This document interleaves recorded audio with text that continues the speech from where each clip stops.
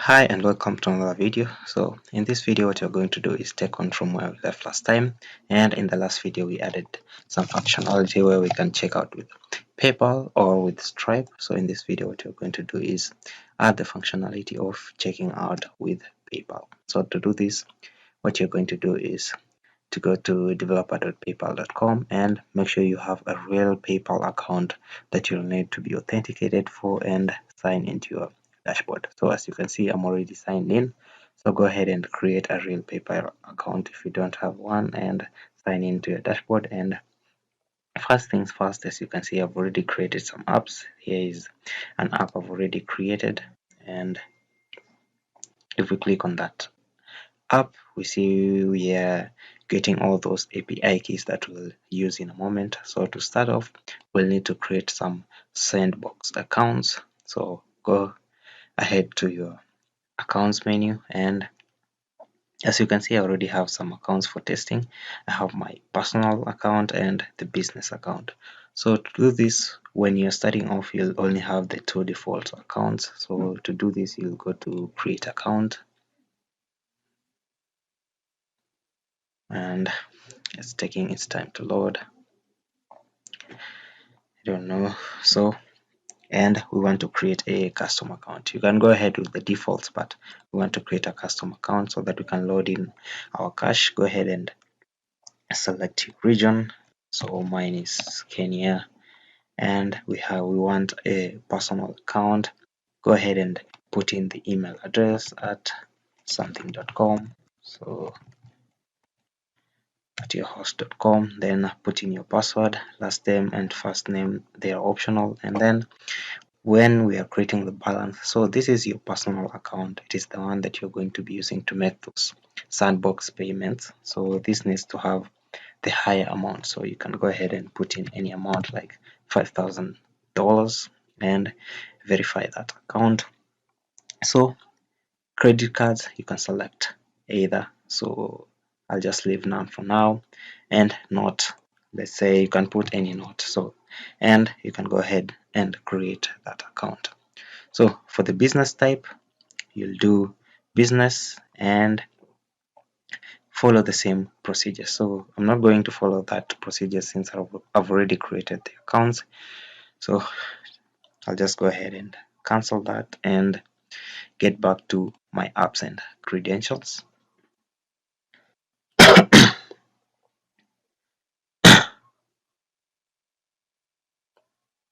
So here we are, and what you need to do is once you've created those accounts, you will need to start to create an app that will grant you your API keys. So you can go ahead and put in the name. So as you can see, I'm being prompted there. This is one of my accounts or my apps that I've already created, and you want to link that to your business account. So business_seed.gmail.com. So go ahead and create that account, click create app, and you're good to go. So if we go back to my apps and credentials, now you can see yours will appear here. So the name of the app, then the type is REST.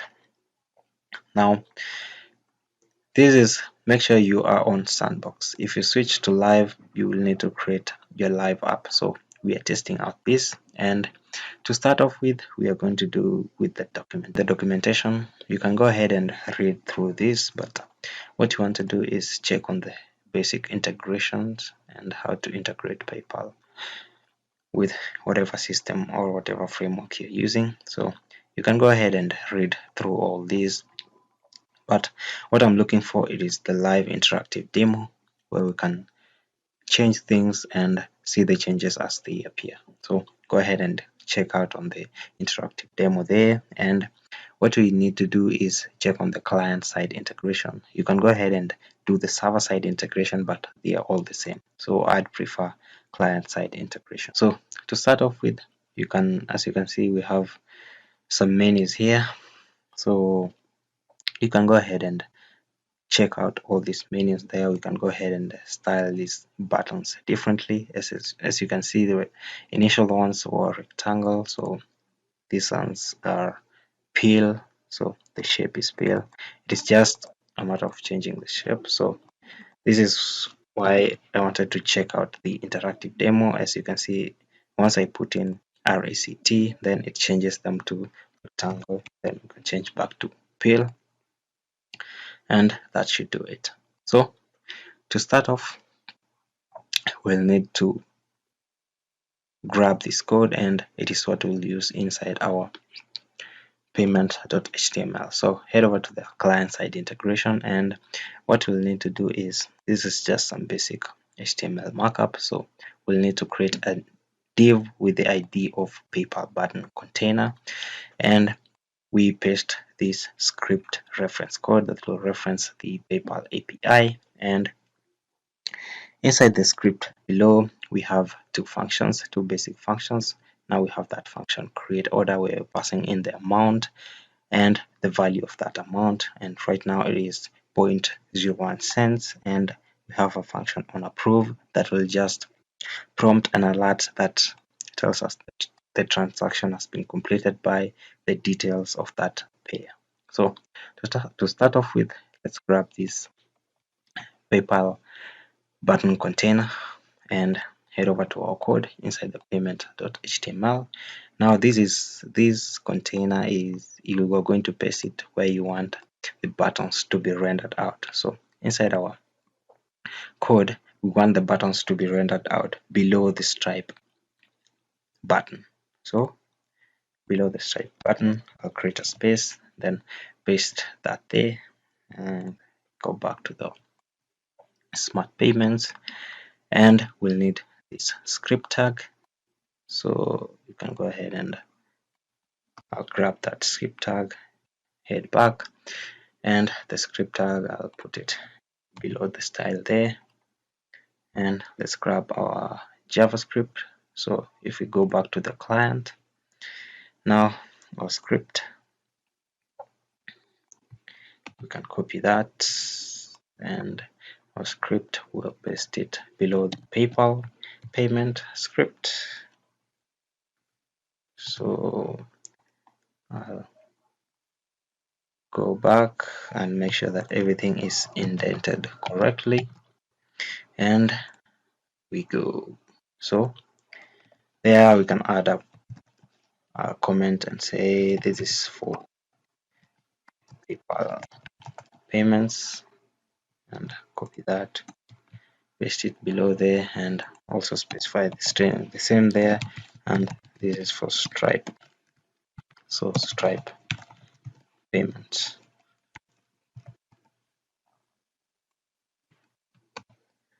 and specify it below there.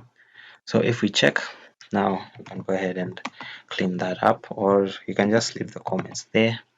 So we have this function create order that will, and in the create order we have the data and the actions, and inside the actions we are passing in the amount, and on approve we are creating, also we are passing the data and the actions inside the functions, inside the function, and on approve we'll just alert that the payment has been completed. And what I want to do is to console out the details, so console.log the details there, so that we can see the details of the payer and whatnot. So tap that correctly, and if we come back and refresh, so if we now we see we have our PayPal buttons showing there.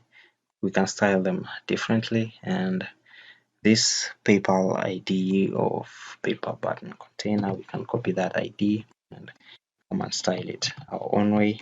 So we have that ID of PayPal button container. We can specify the width to be just 100% of that div, and also specify a margin top of, let's say, 2 em. So let's come back and see what you've got. Now that looks good, and what you want to do is to change the styling for them to be the pale ones and the color of blue. So go ahead and copy that style, and we want to paste that inside the PayPal.buttons method. So inside the PayPal.buttons method, so inside here we want to paste that style there, and make sure we add a comma there. to make that style happy. Now tab that in, and also that. So if we come back and check this out and refresh, now we should get something that looks nice. And we have our PayPal buttons container. If we click that, we get this prompt, and if we click the debit card, now that will prompt the information entering down here. So that's basically it. Now if we go ahead and fill in the details, now if I just let this load, now as you can see, it logs me into my Sandbox PayPal account. So you'll need to log in with your Sandbox accounts, the ones you created before. So when you're starting now, I'm already logged in. So as you can see, if I go ahead and hit pay now, nothing is going to happen. We'll get an error since we've not added our client ID. So if we check, now there are no details which are logged out. So to add our client ID in, head over to your applications, then your apps and credentials. So click on your app, and we need to get that client ID. So here we have our client ID. Go ahead and copy that ID, and inside our scripts, so the script up top where it references the paypal.com SDK JS client ID. So in between SB and currency, it is where we need to put our client ID. So go ahead and paste in your client ID, and it seems like I didn't copy it correctly. So make sure I copy that and paste it there. So we have our client ID in there, and if we go ahead and try that payment, now it should work and we should get those details. So go ahead and refresh. Now let's make sure that we are logging at the details at the correct place. So console.log details there, and if we come back and test, now as you'll see, the amount which is that 0.1 cent, it is shown here. So that is the amount that is specified inside our script right here in that value. So let's go ahead and hit, and we're getting transaction completed by Sydney, and we have our details there.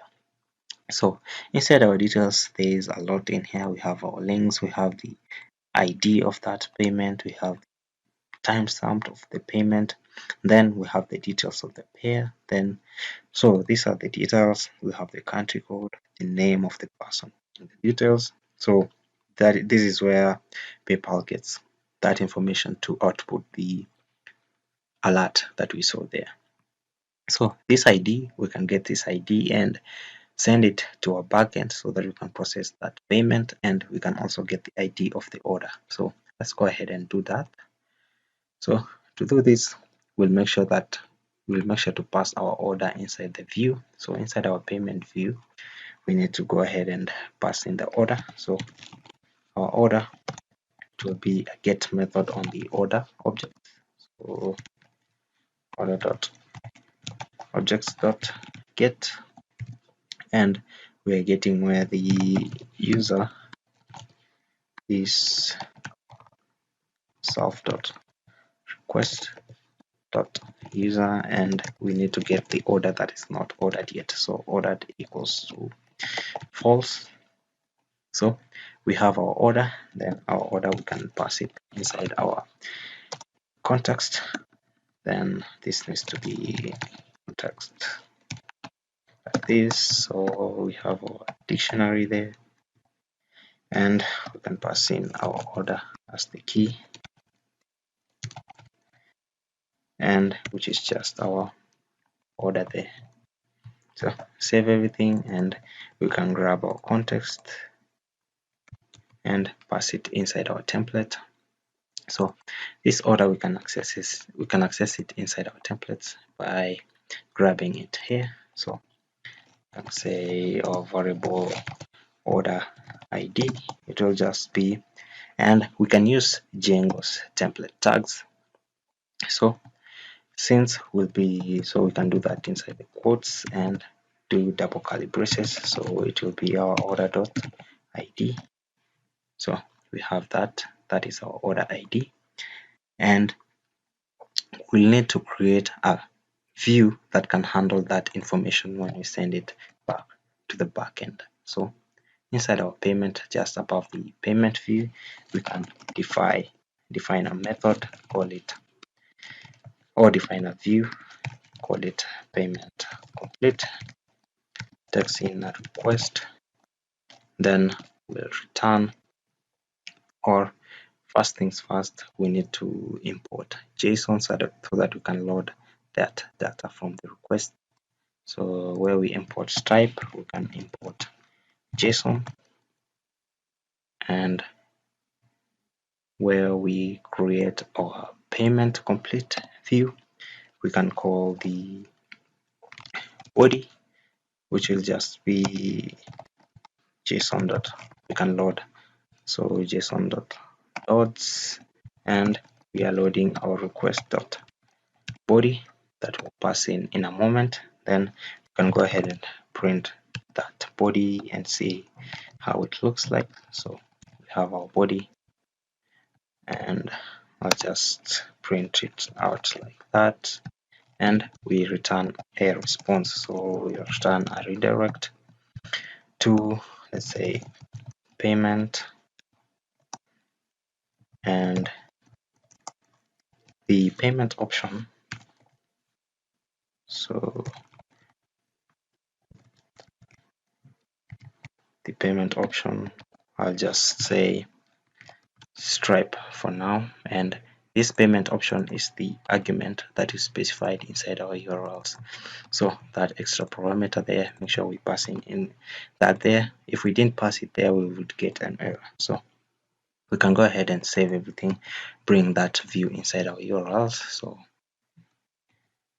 we have that view there, and I'll add another path that goes to, let's say, slash payment dash complete, uses the payment complete view, and we can give it a name of, let's say, payment complete, like that. So we have payment complete, everything looks nice. So inside our payment.html, to send that data to our backend, we'll need to create a function here. So I'm going to be using the fetch API. So under where we log the details, I'll create another function and just call it send data. I'll actually use camel case there. So send data, takes in no arguments, and in there I'll call fetch. And inside the fetch, the first argument is the URL of the request info. Then the second is the data that we're sending to our backend. So first things first, we'll create our URL, var URL, which will just be, or we can create it up top here. Specify the variable of URL, and the same thing we can use Django template tags, and since we'll be using single quotes inside, we are going to use double quotes. So our URL, it will be the URL of payment complete. So payment complete like that, and so we have our URL, and we can get that URL. So the send data function, we are going to call fetch, and we'll fetch that URL and the data that we're going to send through. To have a method of, let's say, post for now. After we specify the method, we can specify our headers, and headers is going to be its own object, and inside the headers is where we pass in our authorization or our token. So to create our CSRF token, since we'll be sending data to our backend, you can go ahead and just search for how to create a Django CSRF token with Ajax. So go ahead and click that link, and you can read through all this, but what we need is this function up top here. So copy that and we'll paste it. Let's say so everything is tabbed in correctly. Now we have our variable of, we have our CSRF token, we have our order ID and our URL. So in the headers, we'll start with the content type. So let me clear that out and specify the content dash type, which is just application / JSON, since we'll be sending a JSON data. And we'll have our CSRF token, so x-CSRF token, and the rest is lowercase. So our CSRF token is that CSRF token that we created with that function there. So this CSRF token that we'll call get cookie, and we'll create that CSRF token. So we have our headers, then we need to pass in our body. So on our body, we'll just call JSON.stringify, and we are going to stringify the order ID and the details. So order ID, we can set that to that order ID. So order ID like that, and we can have, let's say, our payment ID. So pay underscore or pay ID. I'll use camel case for that. So our pay ID will come from details.id as we saw earlier. So we have our headers, add commas there to make that function happy. Now this send data is what we want to call when we log out that data. So we console that data and we call that function. So send data, which will send a post request to our backend, and we'll see how we can receive that data. So inside our backend, we'll just print that data, and so we can go ahead and try that out. So have that, refresh everything. Now if we hit pay now, I'll give it time to load. So if we click on pay, it is going to process that payment and create that. Now we are getting some errors, so if you just click OK, and we can check our data is coming through, but we are getting some errors there, and the errors are coming from Stripe. So Stripe, that is cool. It is because inside our views we didn't specify the Stripe API key, and we'll be dealing with PayPal for now. So we have our data which is coming through. We have our order ID, which is 7, and the transaction ID or the payment ID. Now if we go back and hit, let's say, refresh, we are seeing that the amount which is being reflected here, it is not the order amount. So we want to go ahead and change that to reflect the amount of that order, the specific amount of that order. So we can get the amount by creating a variable of, let's say, amount, and setting that to, we can also use a Django templates, and that will come from order.get total, like that.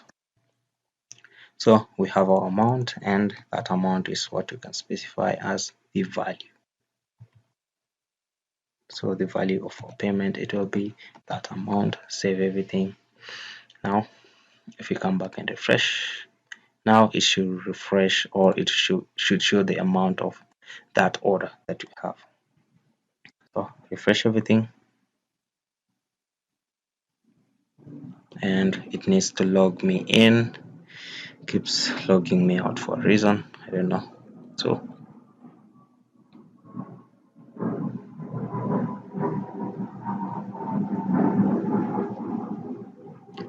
now that we are logged in, you can see the correct amount of that specific order.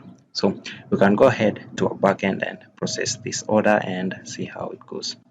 So inside our views, where we have our payment complete, we need to get the order, and we'll get the order like this.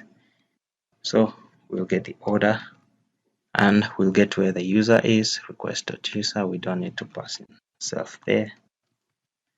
Request.user ordered is false, and we need to get the specific ID that is related to the order that we are dealing with. So the ID will come from our body, and we name that order ID. So the key of that value was order ID, like that. So we have our ID and we have our order. So we can create a payment instance. So our payment, it will be an instance of payment, and inside the payment, if we go to the models, we can specify these exact same fields. So I'll copy all those, come back here, paste them there, and our user, it will be request.user, the Stripe charge ID, and we might want to change that to just charge ID. So our Stripe charge ID will come from the request body, and it will be just a call on the body, and the ID was the charge ID was the pay ID, like that. So we have our charge ID, and we need to add commas at the end there, and this the amount needs to be the amount of the order. So here we just call order dot get total, like that, and that is the method that we specified on the order model itself.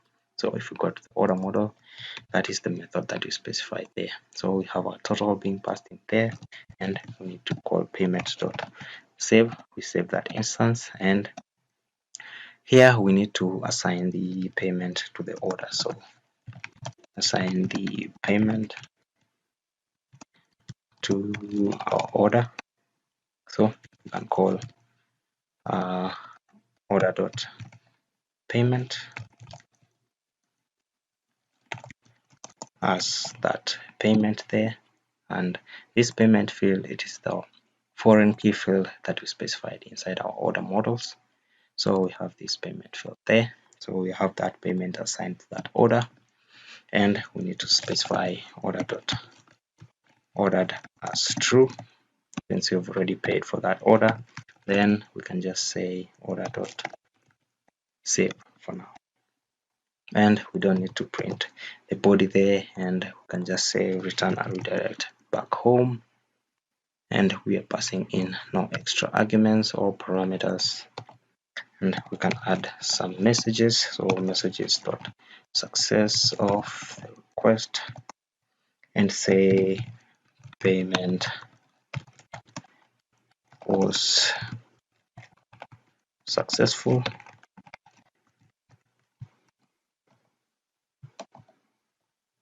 So payment was successful, like that. And so save everything, and let's go ahead and try this out for now.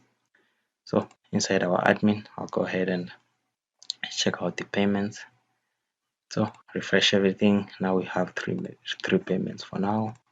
So if we come back and refresh, so hit PayPal Pay Now, and as you can see, the correct amount of the order is being passed in there.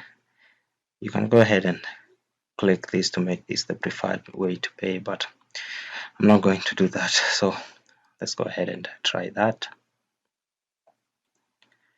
and save that. So if we come back and refresh, now we'll get an error, since you get this order matching that query set, or order matching query set does not exist, and you get that error in views line 114, and that is inside the payment view, and we are getting that order no matter what. So we'll need to wrap this inside a try statement.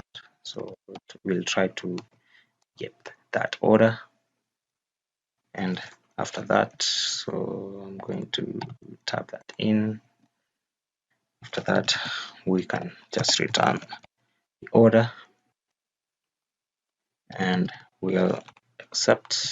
So accept object does not exist, and let's say return a redirect back home since we don't have an order, and we can add some message. So let's say a message like that, paste it there, and let's say you don't have an active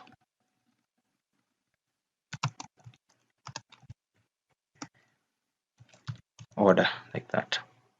So passing self there. So self request, and you don't have an active order. So if you come back and refresh, we'll be redirected back to home, and we see we get that error fixed. If we go to the payments and refresh, now we see we have that fourth payment and the payment ID. It is the payment ID that comes with Stripe. So I think that should do it for this video, and in the next video we are going to look at how we can add authentication to our app. So if I can go ahead and just log out, and if I can just close this. So if you can try to add anything to the cart right now, we see we're getting this error, anonymous user object is not iterable. So in the next video, we are going to look at how we can fix that and add authentication to our app using Django or Loth. So if you like this video, make sure you give it a thumbs up. And if you haven't subscribed to my channel yet, go ahead and click that subscribe button and like this video. So leave a comment below, let me know what you think, and I'll see you in the next video.